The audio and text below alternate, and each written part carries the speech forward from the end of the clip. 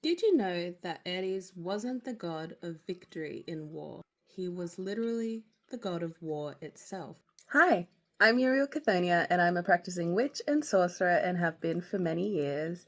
And I have a Patreon where I teach witchcraft and sorcery from beginner levels to more advanced levels. And I have a shop called Uriel's where you can find magical wares and items to engage in your own magical practices. But anyway, that's enough self promotion.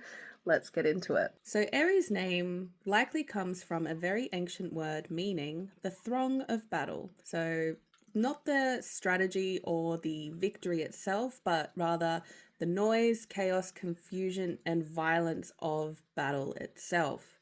In Homer, the word Ares is often used to simply mean battle, not even the god, just the act of fighting and killing.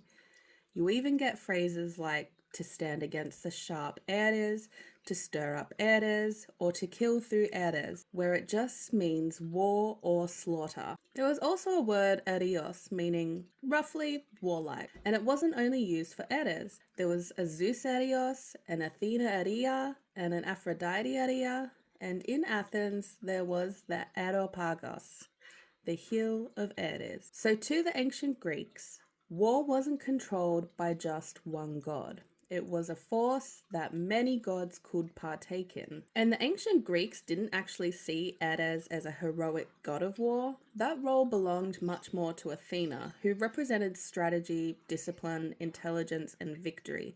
Ares represented the terrible side of war: rage, bloodlust, destruction, and manslaughter. His chariot was pulled by Phobos and Deimos, fear and terror, which tells you exactly what he represents.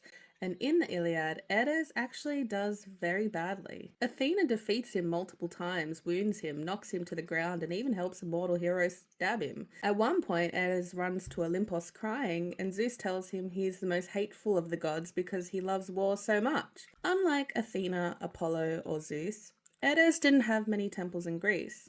He wasn't a central civic god in most cities. He was feared, respected, and acknowledged, but not widely loved. His home was said to be Thrace, which the Greeks saw as wild and warlike, outside the ordered world of the polis. There are actually very few myths about Ares compared to the other gods. One myth says he was captured by two giants and trapped in a bronze jar for over a year until Hermes rescued him.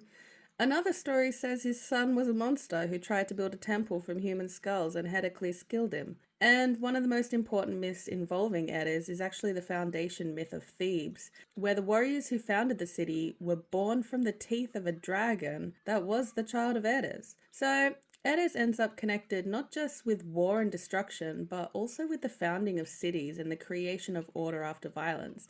And honestly, that really just sums Ares up. One of my personal favorite myths is in regards to Ares and Aphrodite coming together. And they ended up bearing a fair few children together, but I just love the dynamics of love and war, like looking at it at a very basic, like love and violence, war, brutality coming together and birthing Harmonia, Deimos, Phobos, and Eros.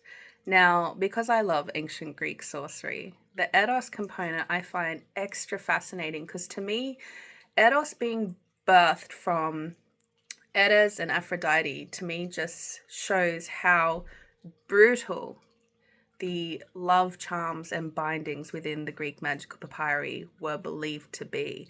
It is a true curse, a true love sickness, and one that is a battle between the aspect of single self and the self that would do anything and lose themselves completely to be with this other person. And I personally just love that merging of myths to create Eros. Anyway, that was a little side tangent. All in all, though, the Greeks understood something very clearly. Athena represents the strategy that wins wars. Nike represents victory, but Ares represents the reality of war itself: the fear, the chaos, the blood, and the destruction. Ares isn't the god of heroic war. He is the god of what war actually is. And in war, no one wins.